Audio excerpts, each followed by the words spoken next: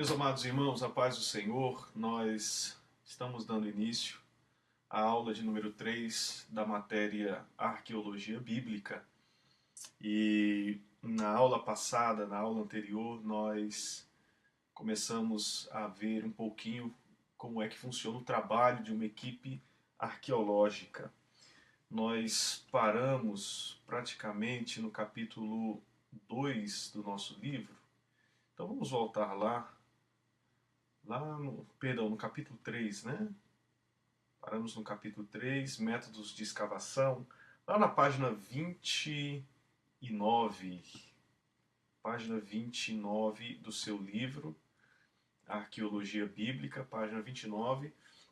Nós começamos a ver aí a respeito da equipe, não é? Do pessoal que trabalha fazendo esse trabalho arqueológico. É uma equipe, como nós vimos, de profissionais em áreas diferentes, áreas específicas.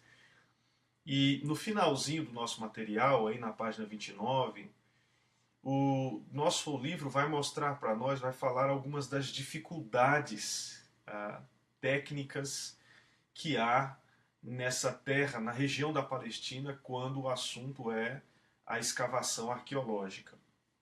Aí, dentre as dificuldades, as mais comuns são essas que são mencionadas aí. Olha aí, na letra A, ele diz que muitos tel, você sabe o que é o tel, nós vimos isso, né? Aquele amontoado de ruínas, não é?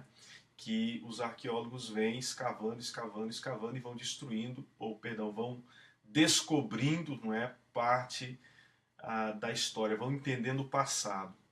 Então, muitos desses tels, ou dessas ruínas, elas estão hoje sendo ocupadas. E o comentarista diz aí, o nosso autor diz que não são raras as vezes em que uma área importante a ser escavada se encontre debaixo de construções modernas de uma vila ou cidade.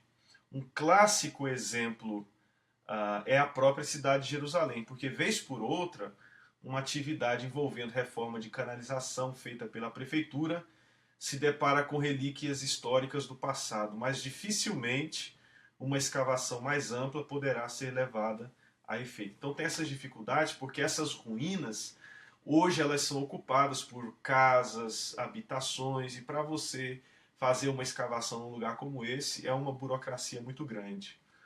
Em segundo lugar, ele diz para nós que os moradores das vilas adjacentes, especialmente os muçulmanos, fazem uso dessas colinas, desses tels, como nós falamos, como cemitérios, não é? Então, fica essa dificuldade quando o assunto é fazer uma escavação arqueológica, porque muitos desses espaços são usados como cemitérios pelos muçulmanos. Letra C. Vários sítios arqueológicos hoje são parte de propriedades particulares. Por exemplo, lá no Megido, aquela região grande, aquele vale, não é? Aquela região pertencia a quase 90 proprietários, e a desapropriação dos locais demandou muito tempo, paciência e dinheiro, porque você tem que ir comprando as terras para então explorar e para fazer toda aquela expedição arqueológica. E isso leva muito dinheiro. Por quê? Porque o dono da terra, o proprietário, sabendo que há um interesse de uma organização estrangeira em explorar o local, em fazer uma expedição arqueológica, você sabe que o preço vai duplicar, triplicar, não é, o preço dessa localidade. Então há essa dificuldade aí quando o assunto é fazer uma expedição arqueológica. Na letra dele diz que vários sítios estão em áreas fronteiriças, e é muito comum você ver nesses lugares conflitos militares e conflitos inesperados. De repente você está ali planejando uma escavação arqueológica e desenrola um atentado, uma guerra, um confronto militar, e isso acaba dificultando o trabalho também. Letra E, toda a vigilância é pouca e mesmo assim acontecem muitos roubos até no próprio local da escavação. Roubos que até muitas vezes são promovidos por funcionários contratados pela empresa ou pela equipe arqueológica que eles acabam roubando algum artefato, alguma coisa e vendendo no mercado negro. Letra F, o transporte desse material aqui é encontrado, muitas vezes é desastroso e acaba provocando um dano permanente e irreparável. E aí, logo embaixo aí, você vai ver assim, na nota de rodapé, no 16, um problema que teve, por exemplo, quando acharam uma caixa onde estavam alguns ossos, e diz aí que esse ossuário foi descoberto com a inscrição Tiago, filho de José, irmão de Jesus, e que pode ser considerado um dos mais importantes achados arqueológicos depois dos manuscritos do Mar Morto. A tampa desse ossuário ela foi rachada enquanto ele era transportado de Tel Aviv, lá em Israel, para uma exposição em Nova York. Então o material que se descobre ele é muito sensível e qualquer coisa ele é destruído. Então, muitas vezes o transporte desse material acaba sendo mal feito e acaba prejudicando o material que foi descoberto. Então, essas são algumas das dificuldades que a equipe arqueológica vai encontrar, não é, realizando, fazendo o seu trabalho. Eu vou colocar para você ver aí uma foto e você vai ver como é uma equipe arqueológica trabalhando. Você se lembra que nós falamos que uma equipe arqueológica muitas vezes muitas vezes não, ela sempre tem que trabalhar no verão, sol quente, não pode ser dias de chuvas, não é? E a temperatura na Palestina é muito alta e é um trabalho sofrido. Veja aí uma equipe arqueológica trabalhando num sítio arqueológico na Palestina. Não é? Você vê o sol quente, todo mundo trabalhando ali, escavando, limpando, separando o que é encontrado, não é? Para ser analisado e que posteriormente talvez até publicado. Então é um trabalho muito difícil, muito oneroso, que não são muitos os aventureiros que querem, não é, trabalhar nessa área que é tão necessária, mas que também é muito onerosa, muito difícil, há muitas dificuldades. Bom, mais um pouquinho para frente aí, no nosso livro mesmo, nós vamos ver na página 30, ele falando um pouquinho da escavação, não é? Ou seja, depois de você montar a equipe, você analisar as dificuldades, você então começa o trabalho de escavação, e aí você, depois de escavar, depois de fazer tudo, registrar o que foi encontrado e armazenar isso, vem a quinta etapa, que é o momento da publicação. A última etapa no processo da escavação é a publicação dos dados, primeiramente numa revista especializada e mais tarde em alguns volumes específicos sobre o TEL, não é? Vários podem ser os motivos, porque muitas vezes há uma demora ou uma omissão na publicação. Um clássico exemplo, que causou e ainda causa bastante polêmica, foi o retardamento na publicação dos achados dos manuscritos do Mar Morto. Por quê? Porque uma publicação abalizada requer análise e interpretação sistemática dos vestígios de uma escavação. Ou seja, a equipe arqueológica encontra alguns artefatos, algumas coisas, e eles vão submeter isso a uma análise apurada, outros arqueólogos vão analisar isso, outros especialistas da área vão analisar, e até que isso chegue a ser publicado, acaba levando algum tempo. Por quê? Porque uma vez publicado, isso se torna oficial, mas se torna evidência de um fato histórico, de uma sociedade histórica que já não existe mais. E quando aquilo é declarado uma evidência, não é? Isso é muito importante no mundo científico, porque então aquilo ali passa a ser algo considerado como digno de confiança. Ok? Então a gente fecha aí o capítulo 3 e aí nós vamos para o capítulo 4. O capítulo 4 começa na página 31 aí. Nós vamos ver, assim, de maneira bem rápida, os períodos arqueológicos da Palestina. A gente vai ver rapidamente esses períodos e depois a gente vai falar sobre cada um deles e basicamente o nosso material vai tratar sobre cada um desses períodos aí arqueológicos da Palestina. Então, na página 33, olha aí no seu material, logo na introdução ele diz assim que vários níveis ou períodos de ocupação são comumente designados pelos arqueólogos, como consta na tabela abaixo. Logo a seguir aí, tudo como nós colocamos aí. A terminologia empregada, bem como as datas dos períodos, podem diferir de autor para autor, mas geralmente a classificação arqueológica fica em 3 períodos: período da pedra, período do bronze e o período do ferro. Por que são chamados período da pedra, período do bronze e período do ferro? Porque em cada um desses períodos, o que vai predominar, não é, são esses elementos aí. No período da pedra, os instrumentos, muita coisa é feita com pedra.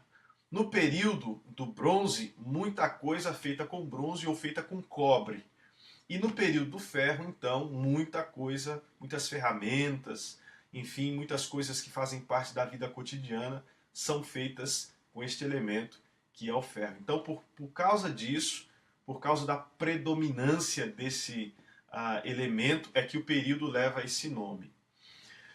Na classificação dos períodos, olha aí, não existe consenso entre os estudiosos a respeito das datas que limitam tais períodos. Na tabela abaixo, as datas sublinhadas indicam o início aproximado dos períodos. É muito importante, gente, lembrar que toda datação que diz respeito à antiguidade, ela não é exata, não é? É muito difícil você chegar a um consenso, a uma data absoluta para qualquer evento da história antiga. Por quê? Porque nós não temos condição, nós não temos instrumentos para medir, não é, de maneira precisa a datação dos eventos mais antigos. Até mesmo as datas mais recentes, às vezes, encontram uma certa dificuldade. A humanidade começou, na verdade, a medir melhor a data já depois da chegada de Cristo, não é? Já depois que nasce o Senhor Jesus Cristo, que o tempo ali já começa a ser contado com mais organização. Mas antes disso é muito difícil, é muito precário, não é? Então toda datação anterior a Cristo, ela é sempre aproximada, ela não pode ser absoluta. Então, vamos lá. No período da pedra, que é também chamado do pré-histórico, nós temos aí 3 subdivisões. Está aí no seu material, na página 33. Você tem, dentro do período pré-histórico, o período paleolítico, você tem o período mesolítico, nós vamos falar um pouquinho mais à frente sobre isso. E você tem o período neolítico. E dentro do neolítico você tem outras 2 subdivisões, que é o neolítico pré-cerâmico e o neolítico cerâmico. Então você vê aí, e as datas que estão aí são datas aproximadas. De novo, há muita discussão sobre a questão da datação. Os estudiosos mais fundamentalistas, mais tradicionais, chegam a dizer que o mundo, que a Terra não tem mais do que 7.000 anos. Não é? Que desde a criação de Adão, desde Adão até os nossos dias, nós temos aí por volta de 6.500 a 7.000 anos, talvez. Os historiadores menos fundamentalistas, eles vão mais longe e colocam uma datação mais antiga. A ciência secular chega a fazer essa datação há milhões de anos atrás, não é? Há milhões, e alguns falam até em bilhões de anos atrás. Então é muito complicada essa questão da datação. Alguém diz assim, mas nós não temos uma maneira de medir, como é que eles chegam a essas datas? Uma das maneiras dos estudiosos medirem a data, fazerem um levantamento do período aproximado, é chamado do carbono 14. Mas já foi comprovado que esse método de se medir o tempo, ele contém algumas falhas também. Não é? Foi comprovado que fizeram a medição de um certo... eu vi esse artigo já há alguns anos atrás. Eles fizeram um teste medindo uma rocha, não é, que acabara de ser cortada de um vulcão, e descobriram que aquela rocha tinha bilhões de anos, quando na verdade ela não tinha mais do que algumas poucas centenas de anos. Então, assim, é muito difícil a gente chegar a um consenso exato sobre data com relação aos tempos antigos. Mas está aí a sugestão deste autor, é que o período pré-histórico da Palestina começa por volta do ano 10.000 a.C. Número 2, nós temos aí, dentro dessa classificação dos períodos arqueológicos, nós temos o período chamado Calcolítico, e já já nós vamos falar um pouquinho mais sobre ele. É também chamado da Idade do Bronze-Pedra. Aqui é o início do período histórico. Então nós temos o período pré-histórico e agora o início do período histórico, com a invenção da escrita. Já aqui nesse período, nós temos o aparecimento da escrita por volta do ano 4000 antes de Cristo. Depois, no número 3, dentro dessa classificação, a gente tem o período do bronze, que vai aí dos anos 3300 ao ano 2300 a.C. E aí dentro do período do bronze nós temos outras 3 subdivisões, 3 períodos diferentes, que é o bronze anterior, é onde a gente vê o surgimento dos primeiros grandes estados, como a Suméria, como a Acade, como Ur, não é? Depois nós temos o período chamado Bronze Médio, que é o período patriarcal, a gente vai ver isso daqui a pouquinho. E depois a gente tem o Bronze Posterior, que é também chamado período de Amarna, ou é o período onde a gente vê o domínio egípcio, e é nesse tempo que acontece também o êxodo do povo de Israel. Você está vendo aí no seu livro, na página 33, que cada um destas subdivisões do período de bronze tem outras divisões também. Enfim, estas divisões aí são feitas para ajudar a memorizar melhor os diferentes períodos dentro de um outro período. Ok? Número 4, no finalzinho aí nós temos a menção do período do ferro. E dentro do período do ferro a gente tem o ferro 1, ou ferro anterior, né, que vai mostrar que nesse período foi o momento da conquista da Terra Prometida, ou seja, aqui nós já estamos falando do livro de Josué, o livro de Juízes, enfim, nesse período aí. Ferro 2, ou ferro médio, é nesse período aí que há a divisão do reino, não é? Já estamos falando já do período de Davi, Salomão, de Roboão, Jeroboão, enfim, todos aqueles reinos que vieram posteriormente a Salomão. Mais embaixo, você tem aí número 5, na página 34, logo no início, ele mostrando para nós a classificação do período arqueológico, o período persa, que é o período do ferro 3 ou ferro posterior. Nesse período, um dos fatos importantes desse período é a queda de Jerusalém, e também é onde acontece o exílio, não é? Onde o povo é levado, exilado para a Babilônia. Não é? É nessa época aí o período de Esdras, Neemias, e Daniel, não é? De Ezequiel, é mais ou menos nesse período aí. Depois a gente tem aí a menção dentro dessa classificação do período helenista, 330 a.C., e é nesse período que a gente lembra muito, não é, de Alexandre o Grande, que foi um dos grandes conquistadores, e ele viveu nesse período aí chamado período helenista. Dentro desse período, nós temos outros 2 períodos aí importantes, que levam um nome também de 2 generais que pertenciam ao governo de Alexandre o Grande, que é o período Ptolomaico e o período Seleucida. E aí estão as datas referentes a cada um desses períodos.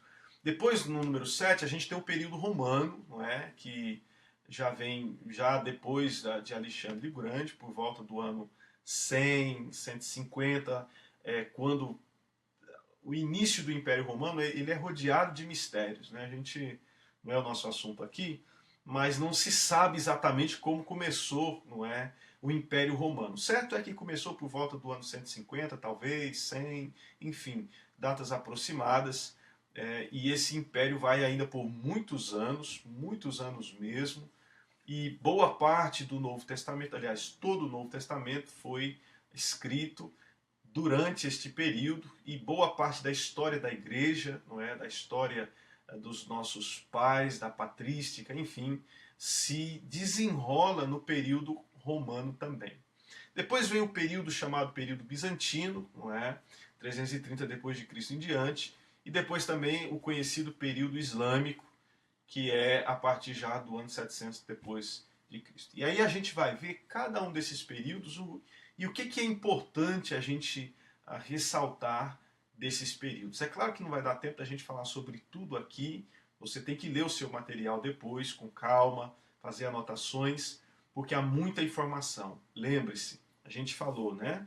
Essa matéria é uma matéria informativa, descritiva. Não há muito que se discutir, há muito que se memorizar. Então você precisa ler, reler, reler e reler. Ok? Vamos lá? No ponto 2, nós estamos na página 34 aí, ele vai começar a falar um pouco para nós a respeito do período histórico, ou perdão, período pré-histórico, não é? Período pré-histórico na Palestina não apresenta muita documentação e a datação ela é relativa. Existem poucas evidências de remanescentes paleolíticos nas cavernas do Monte Carmelo. Uma das, eu não sei se nós mencionamos, se cheguei a mencionar essa arqueóloga numa das aulas anteriores, mas esta arqueóloga, ela foi uma das mulheres muito importantes, não é, dentro da arqueologia, que tratou das descobertas, especialmente desse período pré-histórico. O nome dela é Kathleen Kenyon. Ela aparece aí no nosso material, o nome dela está aí. Eu creio que eu não mencionei, mas eu vou colocar para você ver aí. Ela é muito importante dentro da história desse período arqueológico da pré-histórico, o mais antigo de todos na Palestina. Não é? Ela é chamada às vezes até de a Dama da Palestina. Foi esta mulher aqui, ó, que vai aparecer aí na sua tela. Aí você vê uma foto dela trabalhando, não é, num sítio arqueológico há anos atrás na Palestina. Você vê ali as pás, não é, com ela, próximo a ela. Você vê aí um outro arqueólogo trabalhando juntamente com ela também.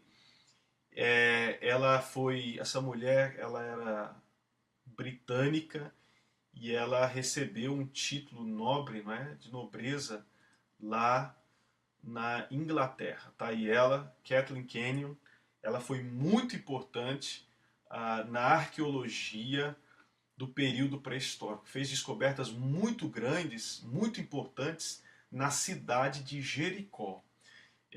A cidade de Jericó, ela é uma das mais antigas, não é? Segundo a arqueologia, segundo os estudiosos, a cidade de Jericó é uma das mais antigas do mundo, não é? E esta mulher, Kathleen Kenyon, ela fez descobertas muito importantes e valiosas em Jericó, não é? Quando você, eu não sei se, eu acho que eu não tenho aqui nenhuma foto de Jericó, mas você tem aí no seu livro, na página 34, olha aí, uma ilustração, você vê a cidade de Jericó no final, e aqui, logo embaixo, aqui, você vê assim algumas escavações, não é, de ruínas, ou as ruínas dos antigos muros de Jericó. A cidade moderna aí no fim, lá no meio, né? E mais aqui embaixo você vê aí as ruínas dos antigos muros. Então a Kathleen Kenyon, ela trabalhou bastante aqui escavando, não é, essas ruínas na cidade de Jericó. Nesse período pré-histórico aí, foi descoberto algumas coisas nas cavernas ou do Monte Carmelo. Monte Carmelo, ele é um monte que contém inúmeras cavernas, né? E foram descobertos alguns artefatos no Monte Carmelo, nessas cavernas do Monte Carmelo. Eu até procurei aqui, olha aí, uma foto. Você está vendo aí uma das cavernas, são várias cavernas, se não me falha a memória, acho que são cerca de 9 ou 10 cavernas que há no Monte Carmelo. Lembra que foi aí que muitos dos profetas se abrigaram, muitas pessoas se abrigavam aí nessas cavernas, e aí você vê uma das entradas, não é, de uma das cavernas do Monte Carmelo. E aí dentro se descobriu inúmeras coisas, inúmeros artefatos, cerâmica e outras coisas do período pré-histórico. Depois você pode entrar na internet, pode entrar no Google, e você vai ver muitas outras fotos mostrando as cavernas do Monte Carmelo. Então, esse período não há muitas descobertas, mas o que se tem, não é, e muito do que se tem de descoberta na Palestina desse período, nós devemos a essa mulher aí que trabalhou incansavelmente nesta terra e descobriu muitas coisas. Em Jericó foram encontrados também, diz aí o nosso livro, que em Jericó foram encontrados crânios que eram mantidos dentro de casa, enquanto os corpos eram enterrados, em geral, sob o piso da casa. Em vários casos, os crânios eram modelados com emplastro e conchas que demarcavam os olhos, como que para dar-lhes uma aparência de vida. É nessas descobertas em Jericó, desses crânios, que os arqueólogos entenderam que já nesse tempo, há milhares de anos atrás, essas pessoas já tinham uma noção, ou já se falava, de vida após a morte. Não é? Vou colocar aqui para você ver um desses crânios que foram descobertos lá em Jericó. Eles, de novo, o autor vai dizer para nós que eles tinham por costume tirar a cabeça do corpo, enterrar o corpo no piso da casa mesmo. Não é? As casas eram de chão batido, eles cavavam, enterravam o corpo ali e preservavam o crânio e decoravam esse crânio, não é? Faziam algo especial para lembrar, não é, de uma vida após a morte. E aqui, olha, esse é um dos crânios que foram descobertos lá na cidade de Jericó. Esse crânio ficava para fora, não é, da casa, era como se fosse uma decoração da casa, lembrando o ente falecido e também dando esperança de que ele estava vivo após a morte. E o corpo ficava enterrado, não é, no piso da própria casa. Não é? Então, é claro que esse crânio aí, você está vendo, como nós falamos, ele está modelado num emplastro, não é? Ele está trabalhado. É um crânio mesmo, um crânio humano, mas um crânio trabalhado, não é? Decorado para decorar a casa daqueles que viviam em Jericó. Não era o costume daquele tempo lá em Jericó. Ok? Bom, vamos para frente então. No final do período neolítico, a inovação mais importante foi a cerâmica. A cerâmica desse período ela está representada em vasos simples e rústicos, feitos à mão, confeccionados sobre esteiras e cozidos em baixa temperatura. Não é? Logo um pouquinho abaixo aí, ele traz essa informação para nós. Agora, no último parágrafo da página 34, essa informação também é muito importante para nós, estudantes da Bíblia.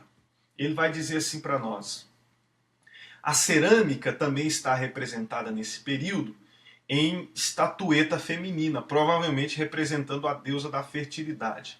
A sua cabeça é alongada e pontuda e os olhos se assemelham ao grão, representando a deusa... provavelmente representando a deusa da fertilidade. Sua cabeça é alongada e pontuda e os olhos se assemelham ao grão de cereal. No único exemplar descoberto até agora, ela está sentada, segurando os seios, destacando-se os seus quadris exageradamente grandes. Se efetivamente a interpretação de que essa estatueta feminina representa a deusa da fertilidade, um fato importante está sendo evidenciado. Isso quer dizer, já o período neolítico antecipa uma realidade que o povo de Israel vai experimentar em toda a história, que é o confronto com a idolatria. Então, já nesse período, há 10, 9 mil anos atrás, já havia entre essa população, esses habitantes da Palestina, já havia o contato com essa idolatria.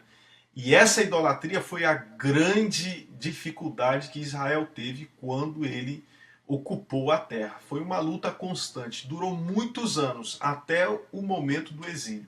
Depois do exílio, não é, que Israel ficou 70 anos na Babilônia, nunca mais Israel teve problema com idolatria. Mas demorou muito tempo. Foi uma hora o povo estava bem, outra hora o povo caía na idolatria. E o grande problema da idolatria era que os cultos idólatras, eles chamavam muito a atenção. Chamavam muito a atenção. Eram cultos regados de muita prostituição. Essa deusa da fertilidade, na verdade, ela era muito procurada naqueles tempos. Por quê? Porque os rituais a esta deusa eram rituais, na verdade, sexuais. Né? O ofertante chegava e não havia os sacerdotes homens. O que havia eram as sacerdotisas ou as prostitutas cultuais.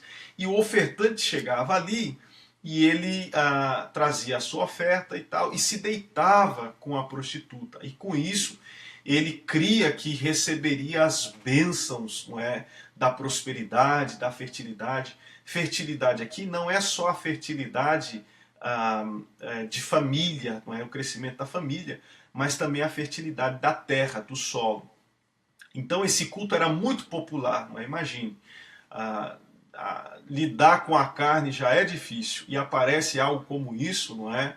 Então a população vinha e vinha em peso para participar desses rituais. Aqui nós temos um modelo desta deusa, não é, que foi encontrada já também no período pré-histórico. Você está vendo aí, não é? Essa deusa, ela é conhecida na história do povo judeu como Astarote. Na sua Bíblia você vai encontrar esse nome diversas vezes, Astarote. Vai encontrar também com outros nomes, como a Rainha dos Céus, como também a deusa de Camus. Ela recebe outros nomes, mas é a mesma deidade, é o mesmo ídolo. Você está vendo que nessa imagem aí, como ela é uma deusa que apela para a sensualidade, e o culto era um culto sensual, regado a atos sexuais, você está vendo aí que essa imagem é própria para isso, né? Os quadris avantajados, ela segurando os seios, não é? Com todas as curvas, e você vê nos olhos dela uma semelhança de cereal. É este ídolo aí que Deus levantou muitos profetas para combater, não é? Era este ídolo aí que trouxe tremendas dificuldades para o povo de Israel, e você já vê uma devoção a esse ídolo no período pré-histórico, não é? Já foram encontradas imagens, não é, desta deusa Astarote nesse período pré-histórico. Então você percebe que lidar com o problema da idolatria é um problema antigo, não é nada novo, não é?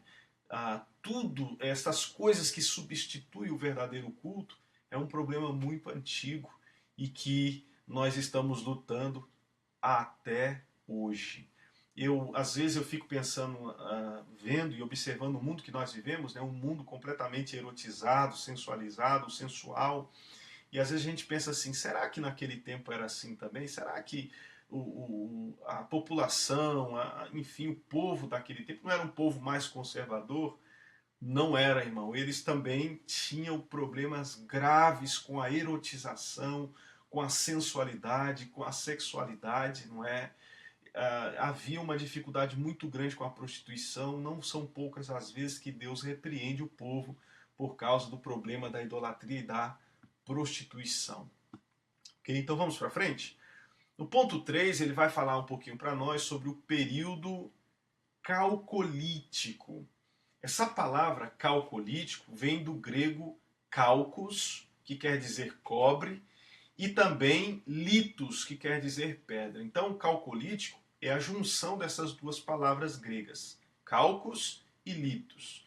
Ou seja, esse período calcolítico é um período onde a gente tem os primeiros instrumentos de metal sendo desenvolvidos pelo homem na Palestina. Não é? Então, é por isso que esse período é chamado período de cobre, não é? Porque é onde se descobriram os primeiros instrumentos feitos com metal ali na Palestina. Não significa que eles pararam de usar a pedra ou instrumentos feitos de pedra. Não. Eles usavam bastante pedra, até porque o metal, o cobre, era muito caro. Não era qualquer um que tinha. E não era qualquer um que sabia usar e manipular o cobre. Então, esse período ficou conhecido como tendo as duas coisas, o cobre, o metal, e a pedra também. Nesse período, nós estamos falando aí de cerca de 3.500 a.C., em termos globais, começa o surgimento de grandes impérios como a Suméria e o Egito.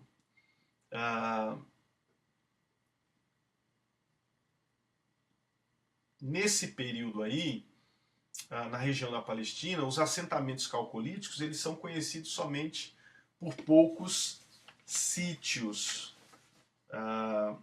As vilas eram construídas sem fortificações e as unidades habitacionais eram estabelecidas ao longo das ruas e becos sem saída. Não havia muito planejamento, especialmente na Palestina, não é? A Palestina demorou muito para perceber assim uma cidade bem organizada, bem feita, não é? Isso veio já depois, já no período de Salomão, de Davi. Mas antes disso era praticamente uma terra composta de vilas sem nenhuma organização, a pessoa construía a sua casinha ali, o seu barraco, ficava por isso mesmo, não havia uma organização, uma rua, nada disso. Nós temos aqui um modelo de como seria essas vilas nesse período calcolítico. Olha só, seria algo mais ou menos assim, bem parecido, não é, com as aldeias indígenas que a gente vê até hoje mesmo no nosso Brasil. Você está vendo aí? Não havia preocupação com muros, com fortificações, nenhum planejamento. As pessoas iam fazendo e acontecendo e tal, e iam surgindo essas pequenas vilas, não é? Nesse período aí, período calcolítico, chamado período calcolítico, nós temos também a cerâmica. Nesse período aqui, a cerâmica é encontrada em grande quantidade. E em comparação à do período neolítico, ela é mais bem trabalhada. A maioria dos vasos é feito à mão, sendo que alguns dos menores foram produzidos em uma forma simples de roda de olaria. A variedade também é maior que no período anterior. São típicos os grandes jarros de armazenamento que eram preservados produtos agrícolas e líquidos. Esses vasos grandes, eles eram chamados de pitói, do período calcolítico, e eles estão entre os maiores já feitos na Palestina. Eu não sei se eu tenho aqui, sim tem. Olha aqui, é mais ou menos assim, estes vasos. Você já começa a ver nestes vasos algumas decorações, olha só, era mais ou menos assim. Aí você tem uma ideia de como eles manipulavam a cerâmica nesse tempo. Por que é importante a gente ver, memorizar estas coisas? Porque o arqueólogo ele vai percebendo que com o passar do tempo, o trabalho artesanal desses povos vai evoluindo, vai melhorando cada vez melhor. Então, se ele descobre um vaso de cerâmica como esse, não é, ele vai entender que isso aí pertence a um período anterior, não é, porque é algo bem rústico ainda, que não há muito detalhe, nem muito detalhamento. Então, ele sabe que isso pertence a um período mais antigo. Em 1974, também, nesse período, foram feitas algumas escavações em Ebla, no norte da Síria, e foram desenterrados cerca de 17.000 tabletes de argila com inscrições em dialeto semítico do noroeste, datados de cerca de 2300 a.C. Ou seja, Esses tabletes são do período calcolítico. Eu tenho aqui, olha, essa daqui é o sítio arqueológico de Ebla. Tá vendo aí? Parece pequeno, mas é bem grande, é bem extenso isso daí. E nesse local aí, eles descobriram mais de 17 mil tabletes de argila com inscrições em dialeto semítico, não é? E esses tabletes são tabletes como esses daqui, ó. Tá vendo? Esses são alguns dos milhares de tabletes que eles descobriram nesse sítio arqueológico em Ebla. Até hoje, Ebla, perdão, existe ainda. A Ebla fica ali na região de Alepo, na Síria. Alepo está muito famosa nos nossos dias por causa da guerra, que tem ceifado a vida de muitas crianças. Mas ali naquela região é uma região extremamente histórica, há muitos sítios arqueológicos ali, inclusive muitos já foram destruídos, não é, pelo Estado Islâmico e pelas bombas, pela guerra. Muitos sítios arqueológicos foram destruídos, mas nesses lugares, nesse local, 1974, foram descobertos mais de 17 mil tabletes de argila, contando muita coisa da vida dessa gente nesse período. Não é? Você está vendo aí alguns deles. Esses tabletes aí, entre esses tabletes, tem também o tablete contando, chamado, que contenha o Épico de Gilgamesh. Gilgamesh. Você está vendo o seu livro aí? Olha aí, na página 35, você precisa corrigir essa expressão que está aí, onde diz assim,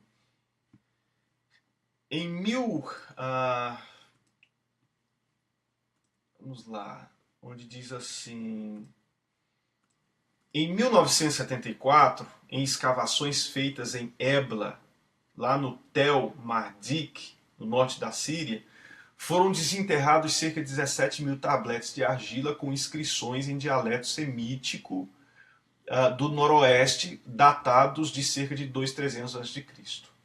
17 mil tabletes de argila. O tempo do rei babilônico Naram-Sin, identificado por alguns como sendo Nimrod ou Nimrod de Gênesis 10 e 9, que fazia campanhas na região.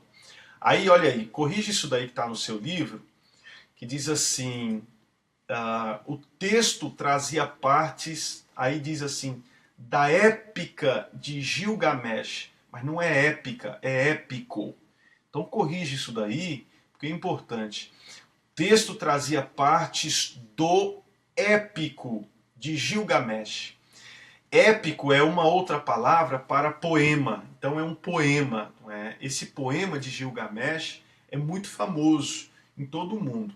E ele é importante para nós porque ele é um poema que inclui a narrativa na visão babilônica do dilúvio, da criação, não é? Que nós temos a visão bíblica, a visão divina, não é? A visão que nós cremos ser a verdadeira e a correta, mas nesses tabletes aí foram descobertos, não é? A narrativa babilônica sobre esses eventos mencionados na Bíblia. Por que é importante isso? Porque então a gente sabe que o dilúvio, a história do dilúvio, o acontecimento do dilúvio, da criação, não é uma invenção moderna, não é? Mas já faz parte da narrativa dos povos já há muitos anos atrás. Depois, se você quiser dar uma olhada na internet a respeito desse épico ou desse poema de Gilgamesh, ele conta a história deste homem aí chamado Gilgamesh, que na verdade não era um homem, mas era um deus, era chamado, ele era filho não sei das quantas, filho não sei de quem, e conta as aventuras de Gilgamesh, não é?